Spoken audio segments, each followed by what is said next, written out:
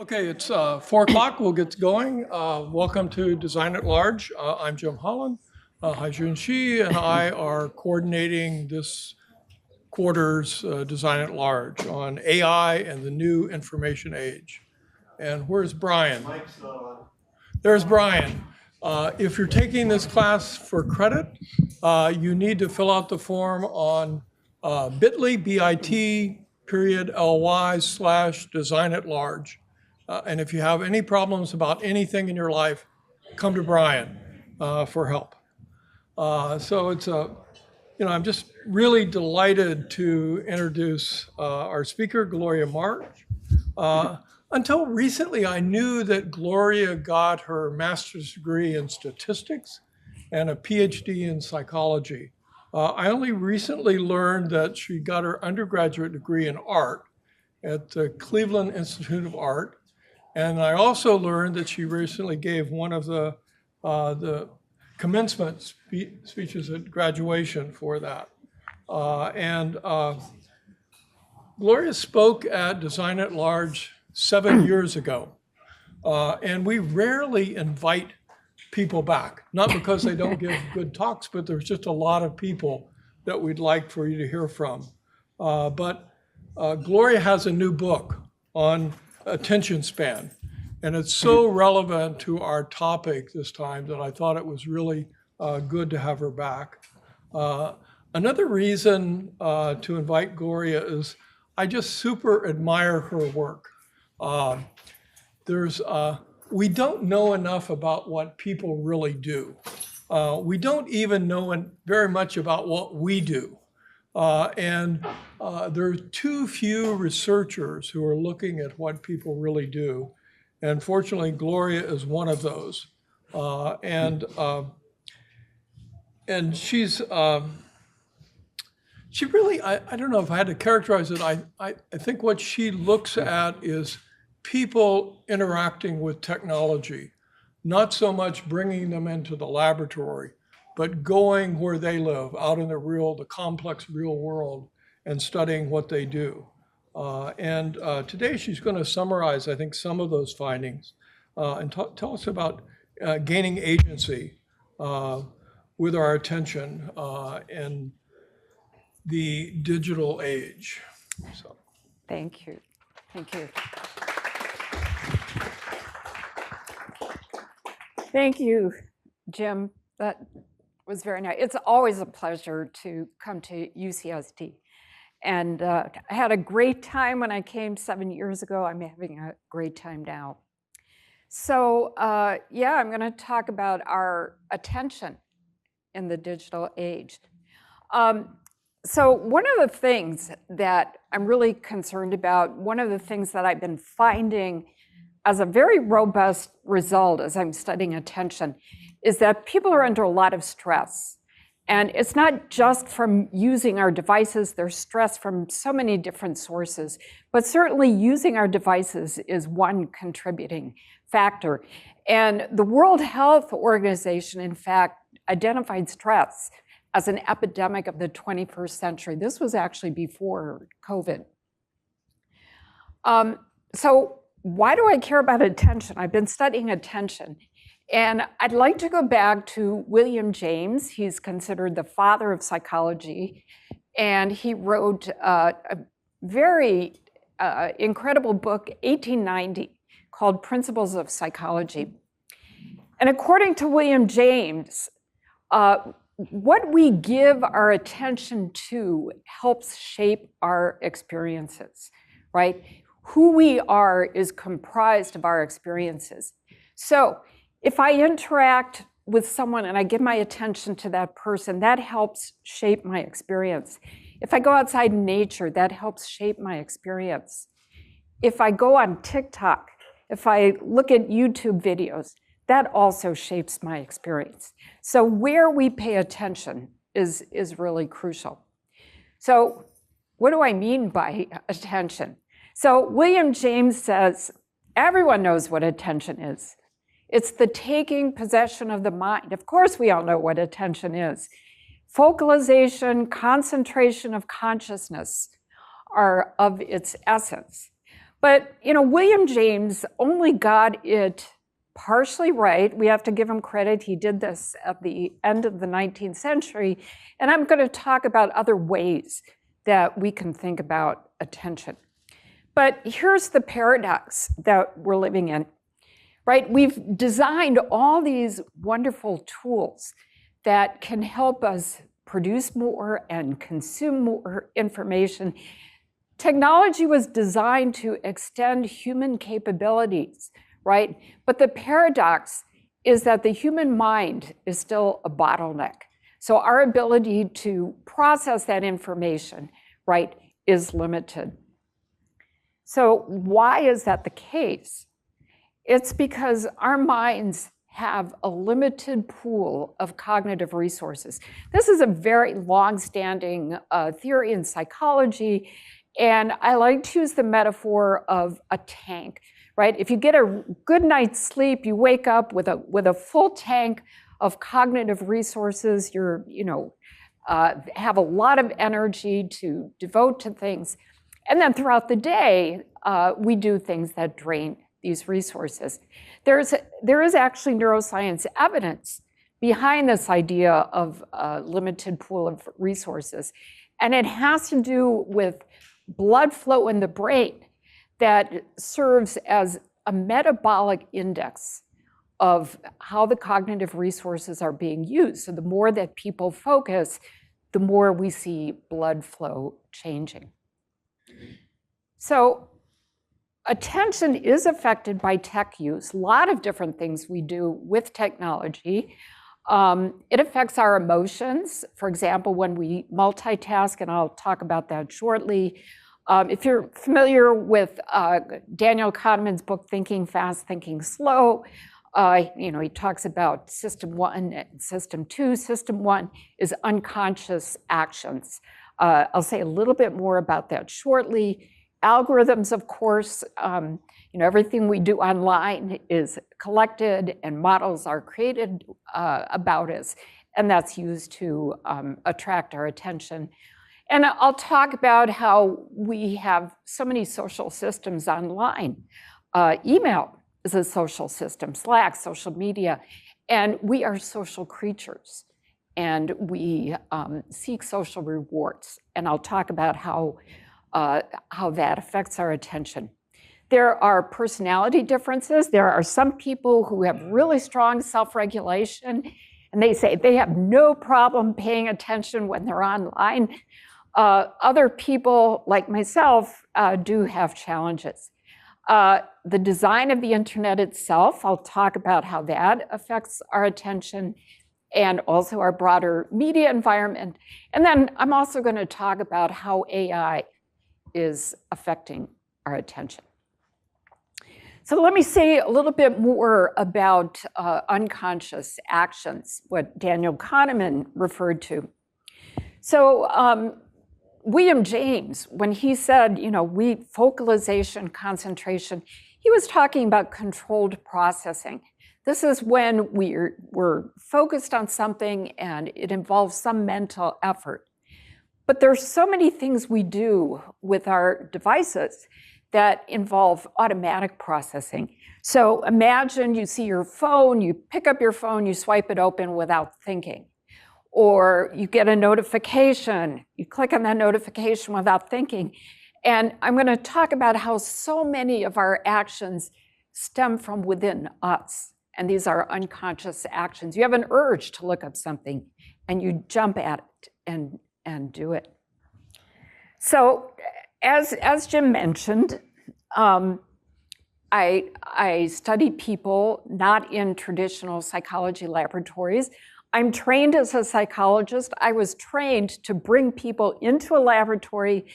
As you know, in laboratory studies, we create an abstract model of the world. But it's just not possible to model all the things about people in a laboratory.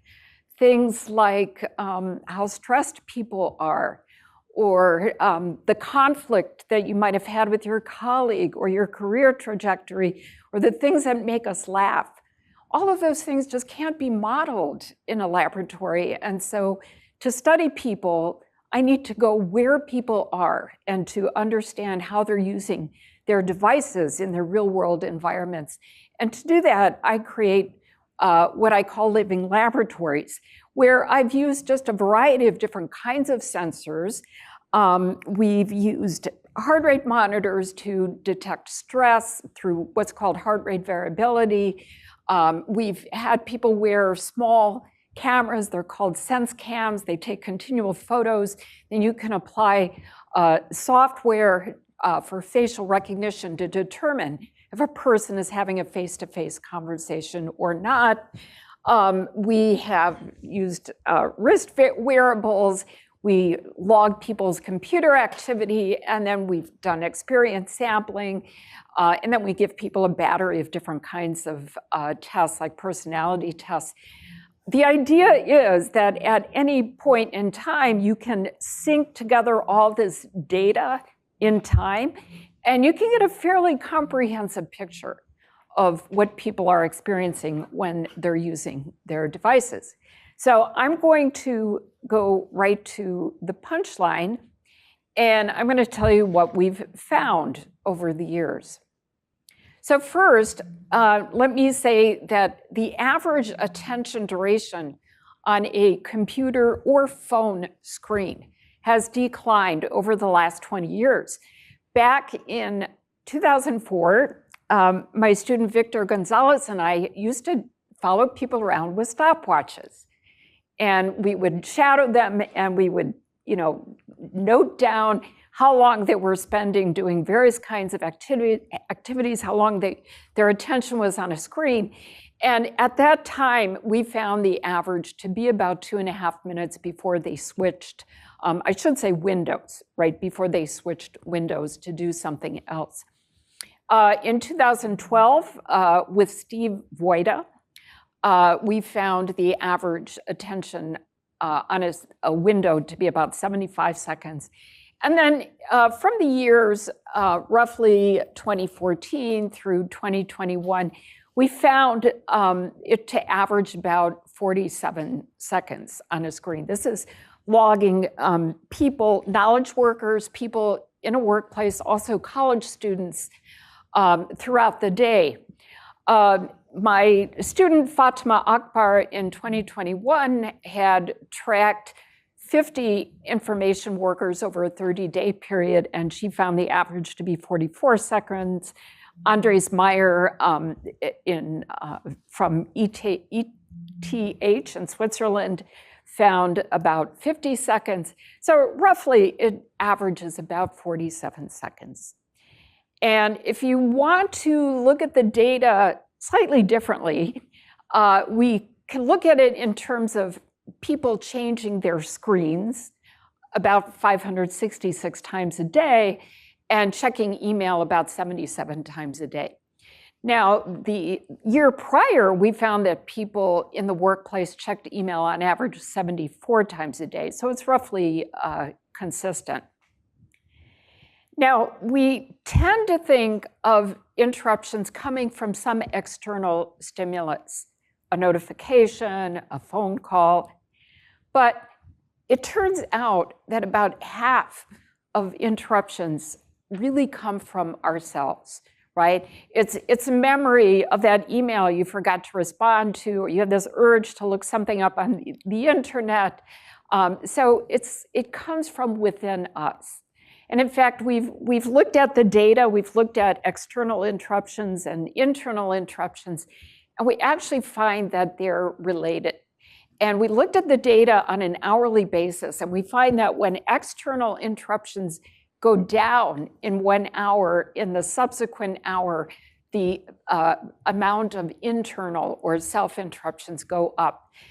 The way I interpret that people are just determined to maintain that pattern of interruptions and those short attention spans. If interruptions aren't coming from outside of us, we make up that difference and start interrupting ourselves. So we tend to think of attention as a binary state, right? We talk about it in terms of you're focused or you're not focused. But it's a little bit more nuanced than that, because we exert different amounts of mental effort in different ways that we pay attention, right? And so with my colleagues at MSR, we came up with a framework. And I realized that an important dimension to consider when we study attention is how challenged people are.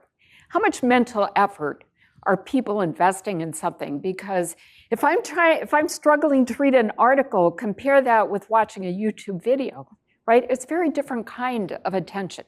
And so what we did was we did a study where we did experience sampling, where we're giving people probes throughout the day. These are knowledge workers in the workplace. And we asked them two very simple questions. How challenged were you for the thing you just did, and how engaged were you in the thing you just did? And we collected this data over the course of the day, and here's the framework that we came up with.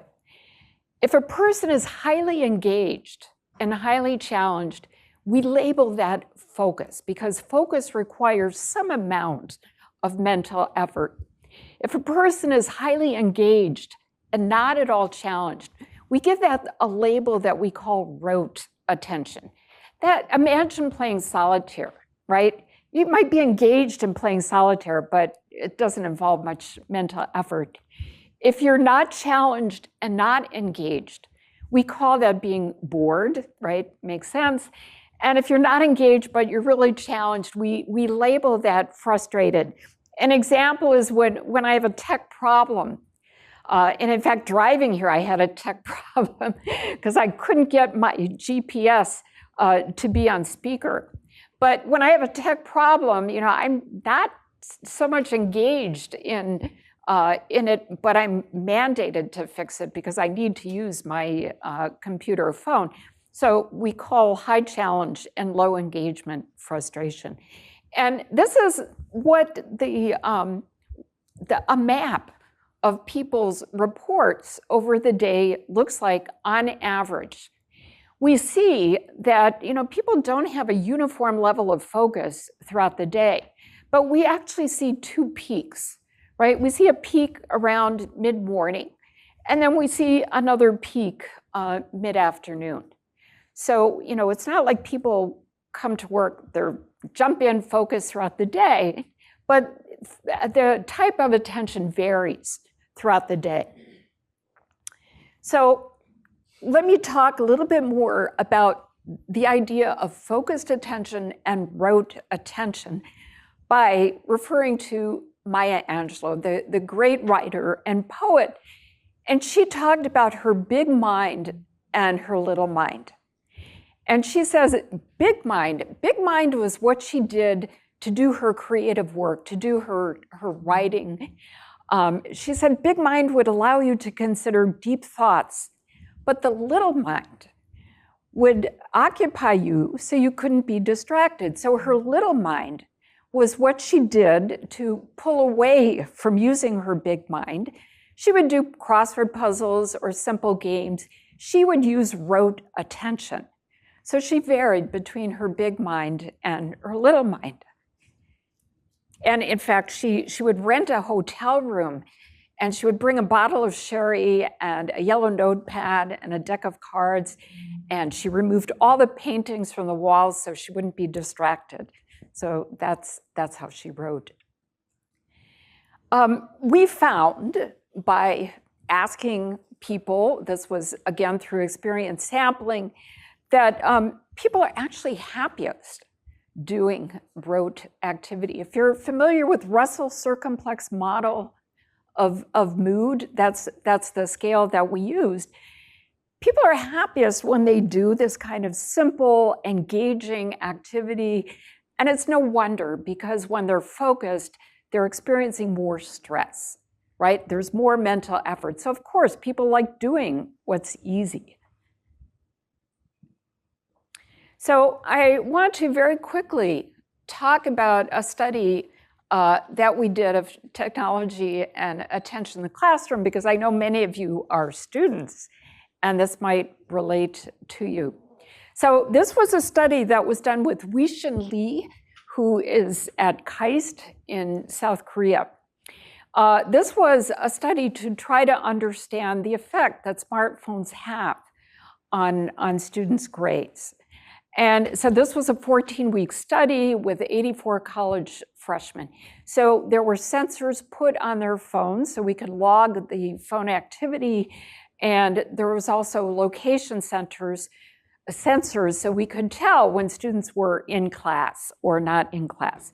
So perhaps not surprising, phones were used in 90% of their classes and comprised 28% of the actual class duration. But here's also what we found. We found an interesting correlation that the higher overall daily time that students spent on their phone, from waking up, going to sleep, perhaps during the night, and their average was a little bit less than 6 hours, that correlated. The more time overall, the lower were their grades. And if you just look at time on phones in the classroom, we also find a correlation. So the more time in the classroom on phones, the lower were their grades. And what they were doing on their phones in particular, most of the time was texting. Can't say causality, we can just look at a correlation here. So let me talk about a couple of myths about attention. And the first myth is, well, when we're using our devices, we should be focused as long as possible. And if you Google this, you're going to see all kinds of consultants and companies that say things like how to focus for 10 hours straight, how to achieve nonstop focus. Well, the reason it's a myth is that we just can't focus nonstop, especially if we don't take a break. In the same way that we can't lift weights nonstop, we get exhausted, right? Remember, we have limited cognitive resources. I once gave a talk and a person in the back of the room asked me, well, in the same way that physically we can get injured, by doing things like lifting weights, can our minds get injured? And I said, yes, and it's called burnout. And burnout is an extreme form of exhaustion. And it's, people get demoralized. It's quite serious. People are under a lot of stress. So yes, right, their minds can get injured. So, it's a myth. Don't exhaust your limited cognitive resources. Remember, they're limited, right? And I'll talk a little bit later about what you might do.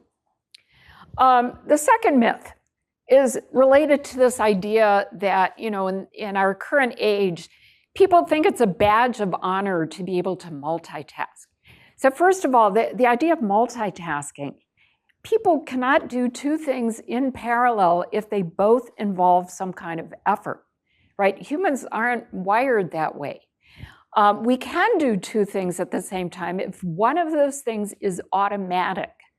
So you can drive and talk to your passenger next to you. But as soon as a car comes to clip you off, then you stop talking to the passenger and all of your attention and mental effort goes on trying to avert a collision.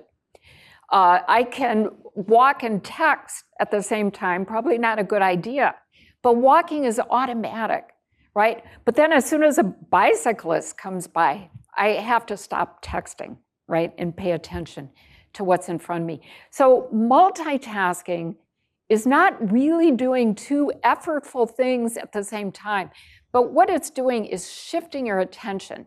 So if you're on a Zoom meeting and you're trying to do email, you're not doing both at the same time. You're shifting your attention rapidly between them, and chances are you're not doing well in either one of those tasks. So there's three reasons why multitasking, shifting our attention every 47 seconds on average, why it's not good. The first reason is people make more errors.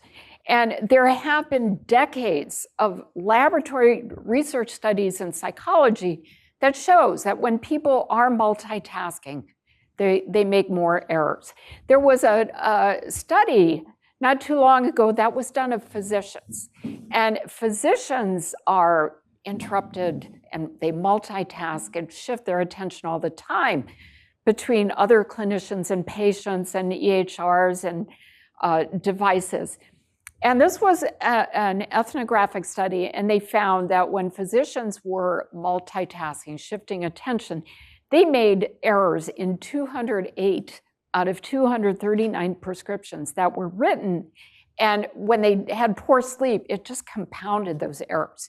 There was a 15-fold increase in errors. A second reason why multitasking is not good for us is that there's a switch cost. And a switch cost is the extra time it takes to do a task when you're switching. So if you were to do tasks sequentially, right, you're not going to have a switch cost. But every time you switched back and forth or among several tasks, your mind has to orient to new information. And I like to use the metaphor of having an internal whiteboard in our minds. And every time you're faced with doing a new task, we have to retrieve a schema of that task. It's the information we need in order to perform that task. And then suddenly we switch and we do email. It's like erasing that internal whiteboard in our mind and writing up the new information we need because we're retrieving this new schema of what we have to do. And then you switch again, right? And just like with a real whiteboard, sometimes it leaves a residue. We can't erase it completely. The same thing can happen with our minds when we're switching attention.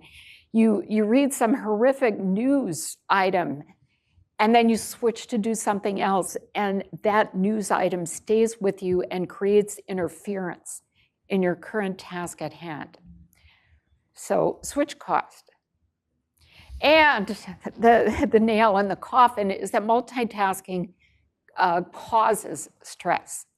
So first of all, we've known for a long time that there is a correlation of window switching and stress.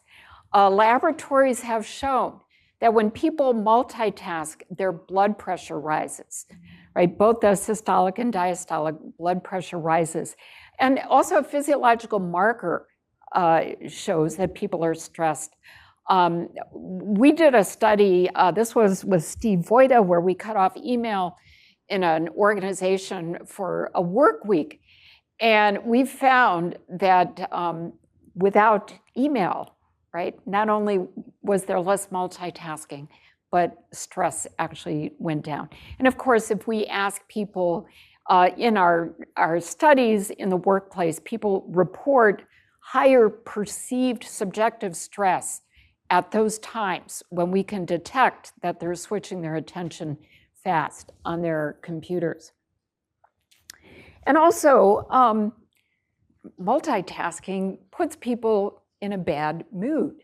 So this was actually a laboratory study we did where people came into the laboratory. They had they had two different conditions. They were asked to write an essay, and in one condition, and in the other condition, they were asked to write a very similar essay, and they were interrupted continually with emails. And they were videotaped while they were working on these, and then we used emotion detection software, which is fairly accurate to look at their expressions. This is the person in the condition where they're not being interrupted, and their expression is categorized as being neutral. And these two images on the right, this person is multitasking and their expression is categorized as being angry. It was also being sad was also found. So multitasking, it creates a vicious cycle, right? And we multitask a lot. We shift our attention a lot.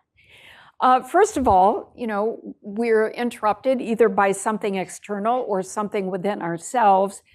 This creates stress. It causes mental fatigue. There's a part of our mind called executive function that gets worn down when you're always trying to filter out interruptions. And this makes us even more susceptible to interruption. So when you're fatigued, you're more likely to be interrupted. So we get into this vicious cycle.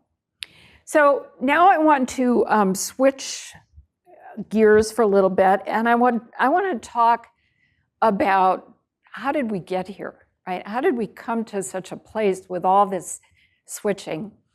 And we don't use technology in a vacuum. We live in a sociotechnical world, and many people will say, oh, it's those algorithms. That's what's doing it. But if you ask people to shut off notifications, or even people that don't use social media, they still switch their attention a lot.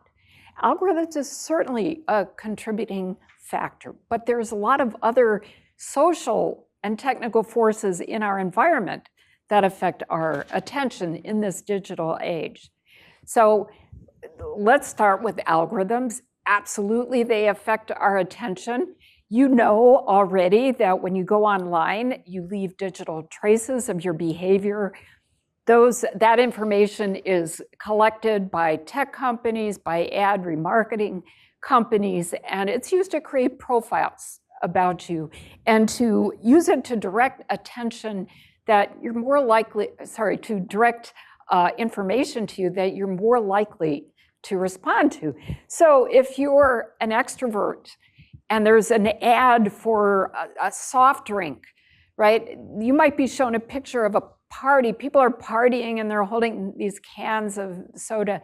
If you're an introvert, you might be shown an ad of a person lying on the couch by themselves holding the soda.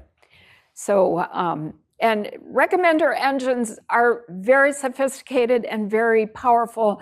The case of TikTok is really, it's a very strong mechanism.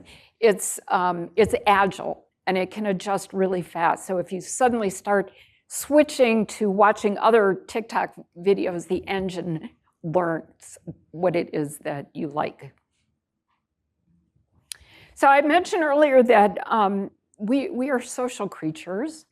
We seek social rewards, and online there's all kinds of social systems. What makes them a social system is that they offer a common framework for communication. So, and as a result, all the social dynamics that happen in real life, to some extent also we experience when we're online. For example, social capital. Social capital, it's the exchange of favors. I'm going to answer your email because I want you to answer mine. People want to be in good standing with their colleagues. If your manager is sending you an email, boy, you're going to respond to that. There's peer influence, especially among young people, that affects their use of these social systems. And there's identity. People want to maintain their online identity. And of course, there's power relationships that figure into it that affect your use of social media and email. Now, this is speculative on my part. And this actually, it's the idea that the internet is actually designed, according to my view, to distract us. And this goes back to Vannevar Bush, who in 1945 came up with the idea of the memex, and probably many of you are familiar with it. And Vannevar Bush decided that the Dewey Decimal System at the time is not the right way to organize information, right? That's in terms of hierarchies and categories. But information should be structured the way that people think. And according to the theory of semantic memory, we think by associations. So when I say cat, you think of dog, right? We associate information together. When we go on, say, a Wikipedia page, and we read the content, and we're prompted to think of all kinds of ideas, and then suddenly we see a link, and it's already, we're prompted to be thinking of it. And we click on it, we read other content, have all kinds of other ideas coming to the top of our memory stack. You see another link, click on it, and we're joyriding through the internet.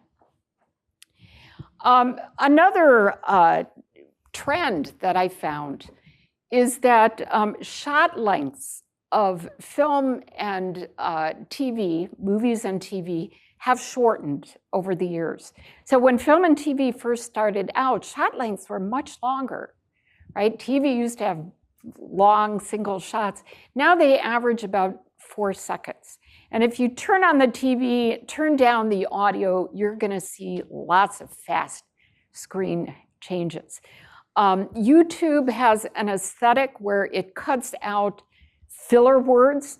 So the ums and ohs that we use in natural speech, a lot of YouTube filmmakers or video makers will cut those out because they believe that it'll attract people's attention more.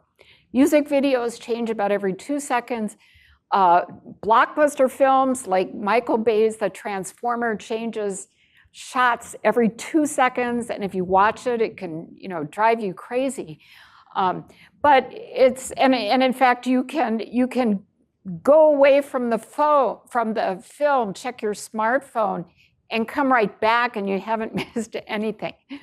But I'm not claiming causality here, but I'm simply making an observation that there is this correlation, and we don't know what's driving what. And it could very well be that the film directors and TV directors are designing short shot lengths because they believe that's what people will pay attention to. But we do see a trend of shots getting faster and faster. Okay, so we live in an age now with AI, and so I wanted to present a very short experiment and express my thoughts about how I think AI will affect attention. So this was an experiment that I did with my class. When I lecture on an article, I would always ask the students to summarize the article before class and turn it in, because otherwise they wouldn't read the article. So large language models were introduced. And the first thing I said to my students was, you can't use ChatGPT because I will know. But of course I was bluffing. How could I possibly know? So I changed my instructions. And I said, first, I want you to do the summaries. Oops, I left that out. The first step is students write the summaries of the articles. Step number 2, ask ChatGPT to summarize the articles. It was GPT 3.5. Then I want you to revise your articles based on the ChatGPT output. And then at the end of the class, the students evaluated their experience. And what did the students report? Well, they didn't like using ChatGPT. So first of all, they felt that they didn't gain insight. They reported that, because the ChatGPT is grammatically correct, everything is in complete sentences, they had a tendency to blindly trust. And we know that there's a lot of hallucinations, which is a problem now. It's probably not going to be a problem in a few years. But as of now, people tend to have blind trust. And these are smart students who were reporting that. People tend to be lazy. We have lazy minds. There are some interesting studies that show that if people have a choice whether to take a more difficult path or an easy path, people always prefer the path of least resistance. If you're familiar with the idea of heuristics used in judgment and decision-making that Kahneman and Tversky studied, we know that people tend to use simple heuristics when making judgments because it's easier, right? It's just way easier than having to come up with do a lot of thinking. For example, one of Kahneman and Tversky's studies was asking people how many countries are there in Africa. You can imagine a geographical map of Africa and in your mind, be counting the number of countries. But they also used this technique where they would spin a random wheel and it would arrive at a number like 24. And then people would estimate the number of countries in Africa based on that random number. And it turns out they tended to stick pretty close to that random number. They weren't exercising their mind. They weren't using a lot of effort to really reason about the answer. And then last, this notion of depth of processing, which is something that was discovered in psychology over 50 years ago. It's the idea that when we actively process information by asking questions about it or connecting it with other ideas that we have, we process that information more deeply. It stays in our memories longer, right? And when we only do shallow processing of information, we can forget it quite easily. It's a continuum from shallow to depth of processing. And my worry with large language models is that we're going to use our lazy minds, and they're going to lose the skill to be able to do critical reasoning.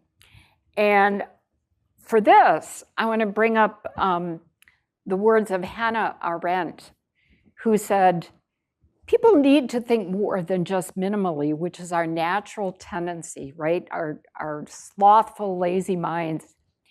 It's our ability to think independently and actively, to exercise our thinking and judging faculties that make us human.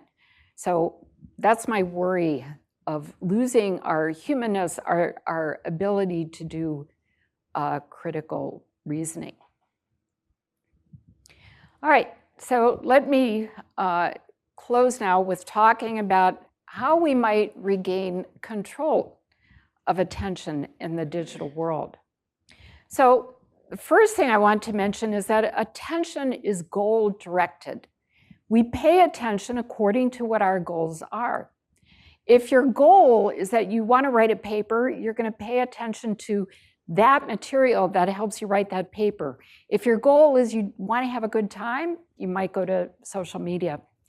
SwitchBot was a software agent that was developed by Alex Williams at MSR, and I worked on this project.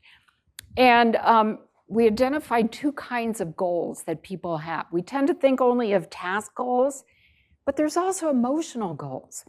And it turns out if you can bring your goals to the top of mind, it's going to help you stay on task better. But it's also important to consider emotional goals. Not only what do I want to accomplish, how do I want to feel? What's my goal today for how I want to feel? And that affects where we place our attention. So another quote from William James, right? Who says, habit diminishes the conscious attention with which our acts are performed. Now, remember, we do so many things unconsciously when we use our devices. And a way that we can raise those unconscious actions to a more conscious awareness is to practice what I call meta-awareness, which literally means being aware of what you're doing as it's unfolding. And we tend to not be very aware when we're grabbing our phones, when we're clicking on notifications, when I have that urge to read the news. But you can develop this as a skill by learning to probe yourself and reflecting on your actions. And so what I do is I continually probe myself, and I've learned to recognize when I have that urge to, read the news, and there's a lot of news these days, I can pause and reflect and ask myself, why do I need to read it right now? It's probably because I'm bored or procrastinating. And if you raise these unconscious actions to a conscious awareness, you can be intentional in your actions, and you can form a plan And my plan might be I'm going to work 30 more minutes and then I'll go read the news. And remember when I showed you that people have rhythms of attention. We don't have uniform attention over the day. Discover when your attentional peaks are.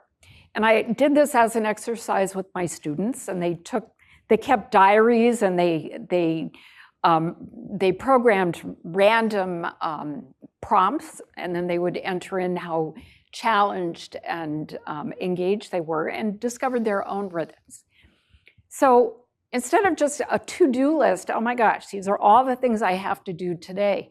When you understand, when you learn what your attentional peaks are, plan to do those hardest tasks that require the most creativity for those times. And don't waste those times doing email or being on social media, but use it for more productive times. I really love this idea. This is a Japanese expression, yohaku no bi, which refers to the beauty of empty space. This is a photo of gardens in Kyoto that I visited. And what makes this garden so beautiful, it's not just the rocks, but it's the space, it's the placement of the rocks and the fact that there's space around them that sets them off. And Jim mentioned that my first degree was in art. And what we learned in art was that when you're drawing a figure or painting a figure, the space around that figure is really important to consider. It's what makes that figure shine, is to be aware of the space around it. How does this is a metaphor, how does it relate to our life in the digital age? The important thing is to think about including empty space in your day, not just powering through one task after another. And what do you do in this empty space? You can contemplate, you can meditate, you can go for a walk. Research shows 20 minutes in nature can significantly de-stress people. I've done a study with colleagues at MSR. We found 20 minutes in nature leads to significantly higher divergent thinking. That's brainstorming. So a lot of things you can do by making sure to include empty space in your day. So I'd like to challenge this idea that technology, it's enhanced our capability, we can do more, therefore you should do as much as possible. I'd like us to reframe our technological future to instead think about putting well-being first and high quality attention first so that we don't injure our minds and get burned out and get stressed. And if we do that, right, productivity will follow, because there is a theory in psychology called the broaden and build theory. And it's shown that when people feel positive, when they have positive well-being, they can do more. They can be more creative, right? They have more energy. So I would like us to follow that path. I'd like to thank my really fantastic colleagues and students who've worked on these. And Jim mentioned I had a book, and I'm supposed to be showing you this book when I give talks, so there it is. But I would like to also let you know that I write a Substack, which is free. And you can, all the things I talked about today and other things related to life in the digital world, you can find on the Substack. Thank you.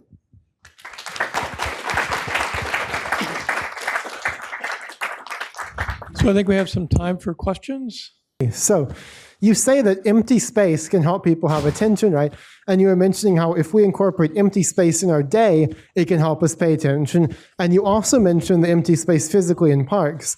Do you think that other sorts of designed empty space within the physical spaces that correlate to our cognitive spaces could help attention? Like, we have a pretty empty space in the front of this room. We just have like the slideshow, not very much in the wall distance. Do you think that that might help us to pay more attention than if we had our seats super clustered or close? And do you think that if, for example, we had walls that were more empty of the acoustic space, that were more sound isolating from the outside music, would that in turn have similar benefits to the empty space analogy technology in terms of like the gardens and cognitive space, to what extent do you think you can extend empty space into other forms of design? Yeah, that's a really interesting idea.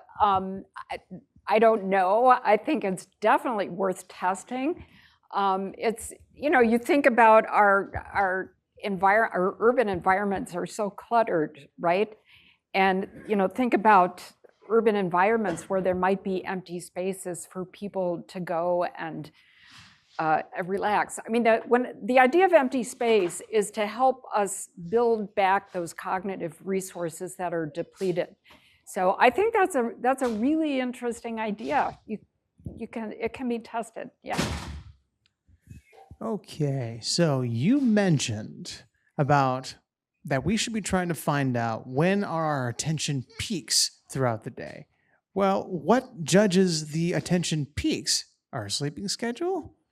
Because sometimes it can get quite erratic. Yeah, it's a great point. It's a great point, and it's a little bit of a chicken and egg. Are people doing, hard work? Do they already have a sense, this intuition that this is their peak time, and therefore they do hard work? But also, people are switching their attention. So mid-morning at 10 a.m., people, they're not just doing focused work, they're also doing rote activities as well. Sometimes they're even bored. So they're kind of mixing it up. Okay, how can we tell when we're in this attention peak of the day? Yeah. So what we did was we asked people, we used experience sampling, and we didn't say how focused are you, we just asked them how challenged and how engaged are you. So that's what we asked throughout the day. So we interpreted their results in a framework, right? And this is just what people reported. And we looked at a variety of people. It may be that everybody in our sample happened, 10, 11 in the morning to be doing particular kinds of work. But what I find curious is that when people first come to work, you would think that that's the logical time to dive in and start doing hard work, but we're not finding that. We're finding that they don't really report being challenged and engaged until like mid to late morning. Okay. Thank you for the talk. So my question is basically, you mentioned that mind is a muscle and it gets tired and exhausted after a lot of work it does. So my question is, if we switched it to the rote mode, does it still get tired? Not as much as when you're being challenged, because you're using very little mental effort. That's why I believe people can play mindless games or Candy Crush for many, many hours because they're not really getting exhausted. Now, people can play video games, live action video games, that's something else. They can get into a flow state, but that's different than what people are doing in typical knowledge work. So attention is basically having a focal awareness on a particular object of interest, right? So I recently studied about some studies where they were looking at these practitioners of meditation, like monks, like Hindu, Buddhist, and Taoist monks. And they were like in a state where they were having this one pointed concentration on an object of interest for like 3-4 hours. Yeah. So, and that is basically having full third person perception of an object of interest. Mm-hmm. So that's like really there. They were really there. Like, so I'm wondering if it's like teachable. We can teach this to people as in students, like they can enter the state or not. Yeah. I think it's possible, and I know that if you know the work of David Levi at University of Washington, he actually did a study where he had a class learn mindfulness technique, which is exactly what you're talking about, not to the extent that these monks can do it, but the students practiced mindfulness, and their multitasking did go down significantly, and so that's what he found.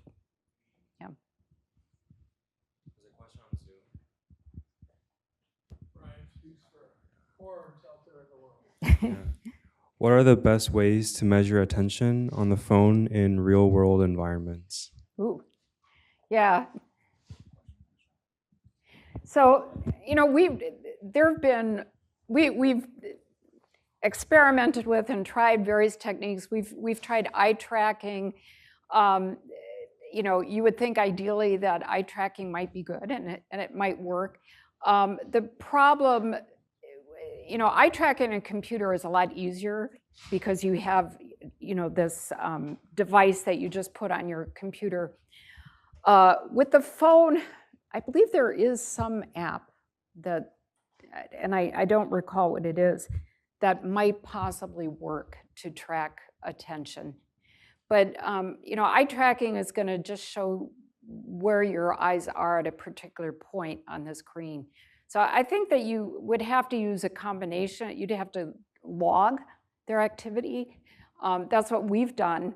And we use the assumption that, first of all, if the phone is on, that people are looking at it.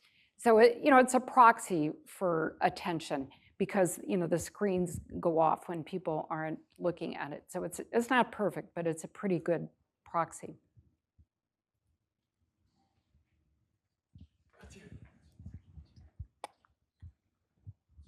Oh, thank you for your talk.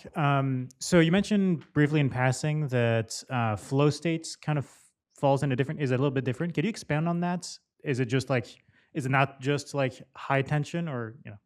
So the way I look at flow is that when I talked about focus, I see focus as a precursor to flow. So if you can, now flow is really interesting because we've examined knowledge workers for a long time. Knowledge workers get into focus, but they rarely get into flow. And if you look at Csikszentmihalyi, who studied flow, he finds that flow occurs when people do things like you do art, or you play sports, or you play music, or you do activities that are inherently very creative. And he finds that that's easier to get into flow. I agree with that. When I was an artist, I got into flow regularly. Now, as an information worker, I would say I get into flow rarely. Doesn't mean it's not fulfilling and rewarding. It's just a different kind of experience. Thank you. Yeah.